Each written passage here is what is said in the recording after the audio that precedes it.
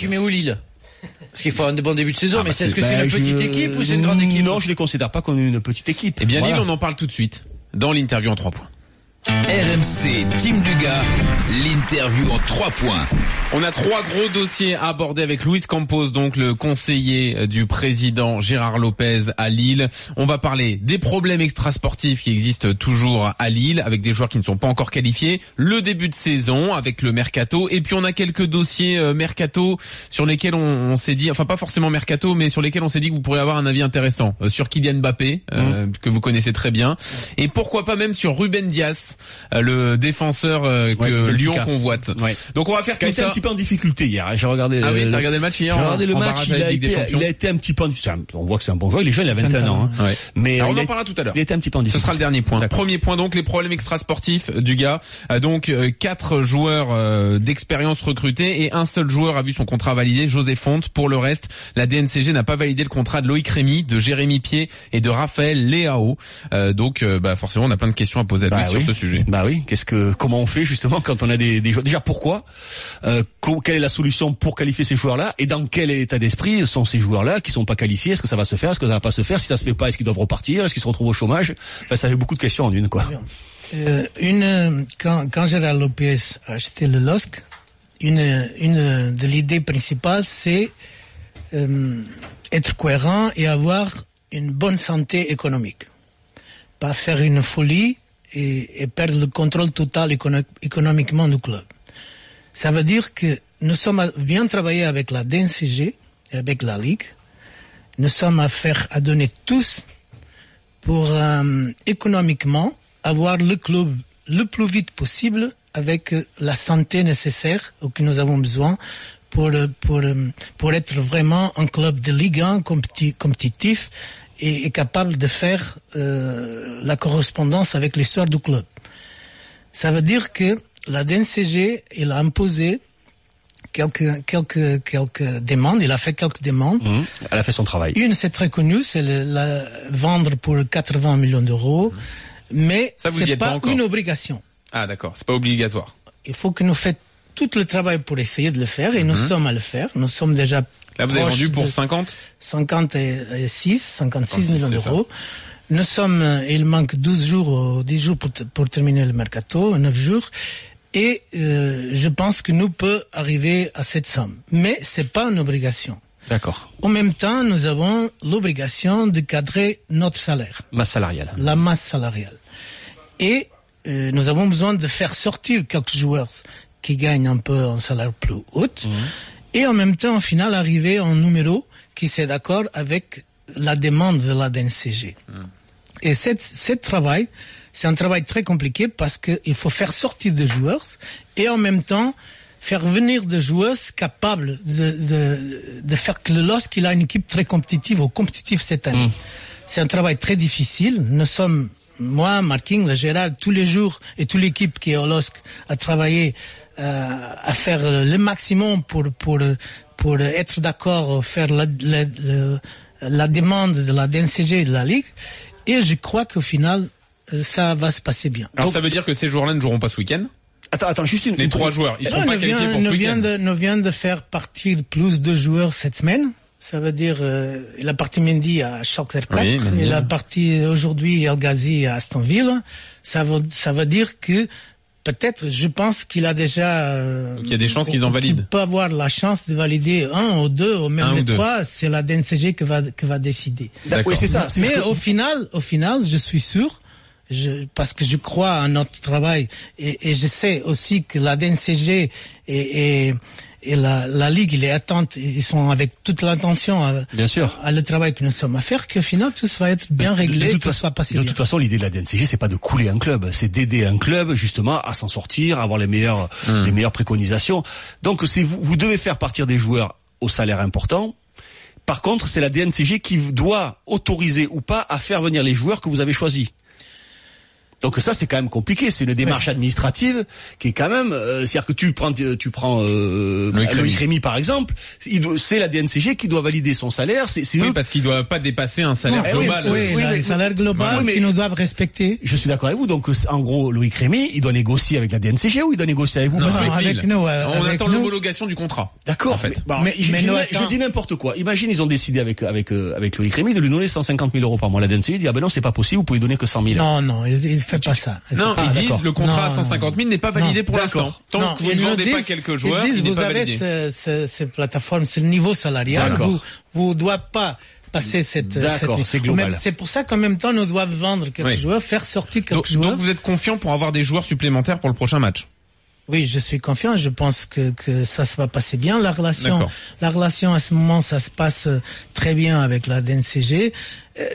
Quand nous avons commencé cette saison, nous savons déjà que va être difficile le début de saison et la finalisation de match. Vous avez quand même des gens dans votre club, que ce soit Galtier ou même les joueurs là qui ont accepté ce deal là qui est assez compliqué, assez courageux, qui ont confiance en vous, parce que Galtier rester dans une situation comme ça, c'est quand même pas facile.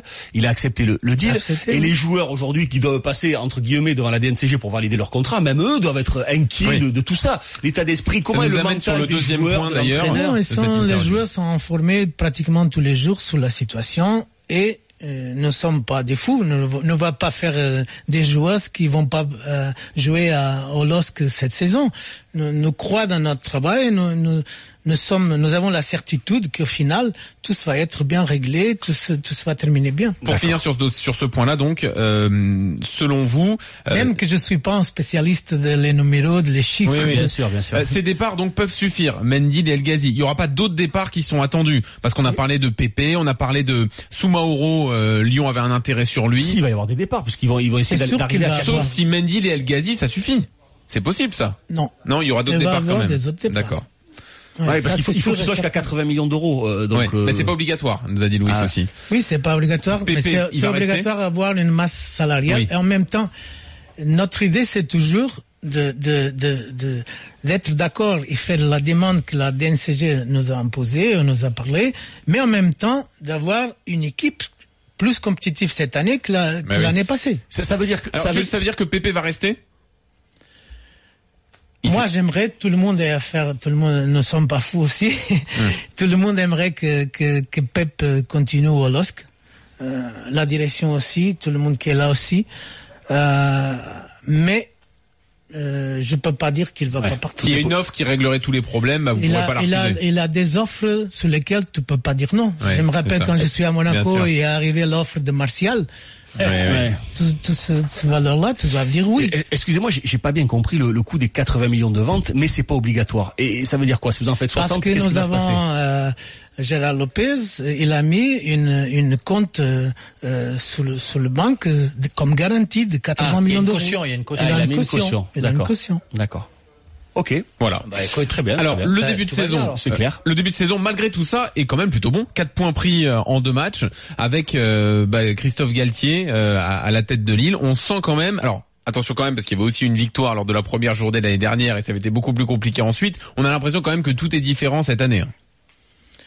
Ça a commencé déjà pour la construction de l'effectif. Parce que pour moi, c'est la base de la pyramide. Ça veut dire, cette année, quand nous avons parlé avec Christophe, il a donné l'opportunité de prendre une colonne vertébrale qui, c'est déjà dans notre projet, au début du projet, nous avons déjà parlé de ça.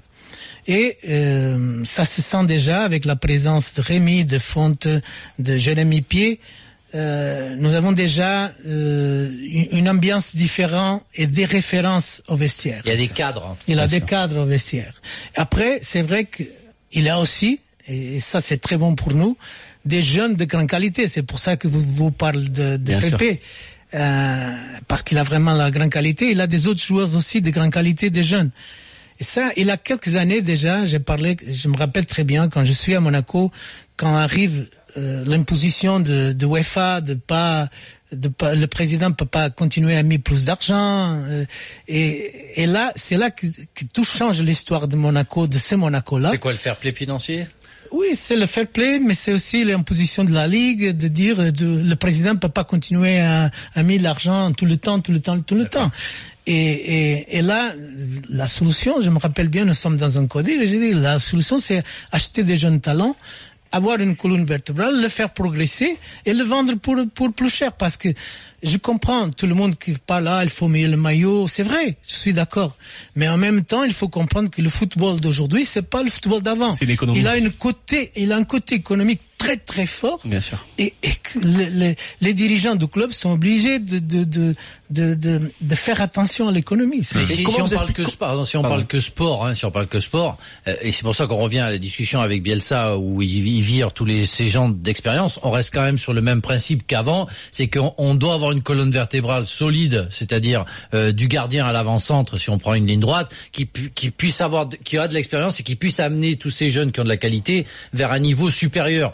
Ce qu'avait pas Lille en début de saison avec ces 14 joueurs qui ont été se retrouver dans le loft, quoi. Je me rappelle l'année passée des matchs que nous sommes à gagner 2-0 et perdre. Et a joué très bien. Et après, il a un corner contre nous. Et fini. Et c'est fini. C'est un choc pour tout le monde. Tout le monde perd la tête, le stress et tout ça. Alors, c'est une année différente. Et j'ai dit, pour terminer, une chose que c'est important. Je pense que aussi, ça, c'est la construction de l'effectif. Avec l'accueil toujours de Christophe Galtier, mais aussi le stage de préparation que nous avons fait. Je pense que c'est vraiment très bien passé. L'année passée, nous n'avons pas fait. Ouais, il y a une autre ambiance. Oui, et cette année, le groupe, ça marche beaucoup mieux. Nous avons une autre ambiance au vestiaire et ça, comme vous le savez, c'est très important. J'ai 3 petites questions pour finir, Luis Campos. Est-ce que vous avez hésité à quitter Lille pour rejoindre José Mourinho à Manchester United? Jamais je vais être invité à aller à Manchester United. D'accord, parce qu'on a vu passer ça, c'est pour ça. Un intérêt de José Mourinho pour vous. Donc ça, non, très bien, jamais. Autre question. Alors, on sait que vous êtes proche de Kylian Mbappé depuis son passage à Monaco. On en a souvent parlé ici. Est-ce que vous avez été surpris de sa Coupe du Monde et comment vous voyez sa saison à Paris? J'ai être rien surpris parce que avec ce joueur-là, on est surpris de rien. On est plus surpris en fait. Ouais. Non, j'ai été rien surpris. Je pense qu'il peut même jouer à un niveau plus haut que le niveau qu'il a joué au mondial. Ah oui. Je pense aussi que son poste. Vous avez regardé le dernier match de PSG quand il a joué devant dans l'axe libre. Avec Neymar derrière lui. Fait la misère. Bah, c'est la misère. Vous pensez que ça va être un avant-centre? Quand un joueur, c'est comme lui, il est très très bon, il peut jouer à gauche, à droite, au centre. Oui. Mais le vrai poste Mbappé, c'est avec 2 attaquants. Comme il a fait avec Falcao c'est ce que tu penses aussi, là, je pense que si tu le donnes la liberté à un joueur comme lui, il gagne le match souvent seul. Et c'est peut-être pour ça que Tuchel a travaillé un 3-5-2 en préparation pour peut-être l'associer à Cavani avec Neymar derrière. Et c'est vrai qu'avec un avant-centre seul, un petit peu à la Cavani, t'as pas de liberté, parce que tu dois quand même être dans la surface de réponse. T'as moins de liberté qu'à 2 attaquants. Où là, t'en as un qui est plutôt fixe et l'autre qui peut tourner autour. Et c'est vrai que donner la liberté à gauche et à droite, il peut jouer à bien gauche, sûr, il sera partout, de toute façon. Mais sa qualité, vraiment, il va finir libre dans l'attaque. Dernière question, je sais que vous êtes proche de Jorge Mendes, l'agent notamment de Ruben Dias, le défenseur central que Lyon convoite. Alors on sait qu'il y a eu une histoire que Jean-Michel Aulas a d'abord dit que c'était un peu cher parce que Benfica réclamait le paiement de la clause pour Ruben Dias, et finalement ce dossier a été un peu enterré, mais ce serait pas tout à fait mort. Comment vous voyez ce dossier? Vous avez quelques infos à nous donner là-dessus? Non, je sais pas si c'est mort ou pas, mais je sais que Ruben Dias c'est vraiment un bon joueur, c'est un grand talent. Il manque un peu d'expérience pour jouer à plus haut niveau, mais il progresse vite.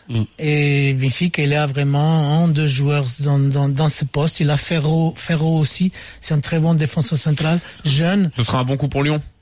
Je pense que c'est un joueur. Si Lyon cherche.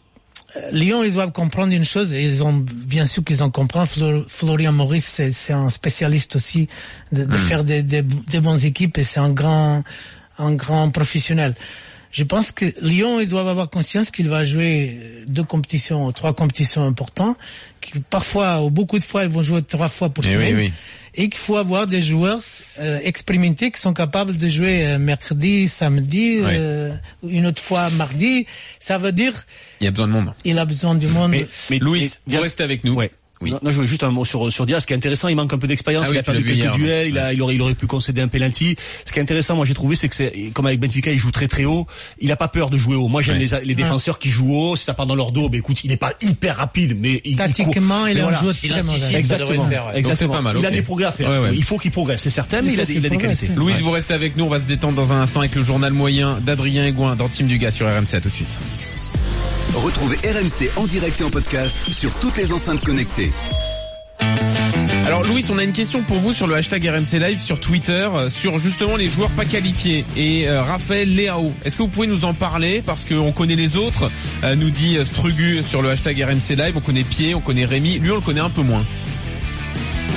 Lyon, c'est entre guillemets notre Mbappé portugais.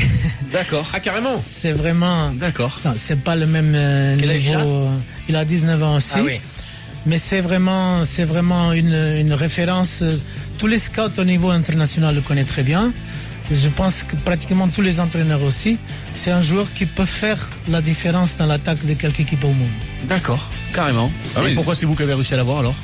Ce qui est trop fort, Louis. Allez-y, parce que je suis le meilleur. Voilà, dites-le, vous êtes le meilleur, c'est ça. Non, c'est le travail, il faut travailler. Il est avec Mendes. Est-ce qu'il est avec Mendes, Léo?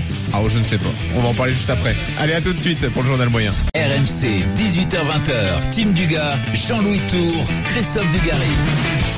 Allez, 18h49, nous sommes de retour.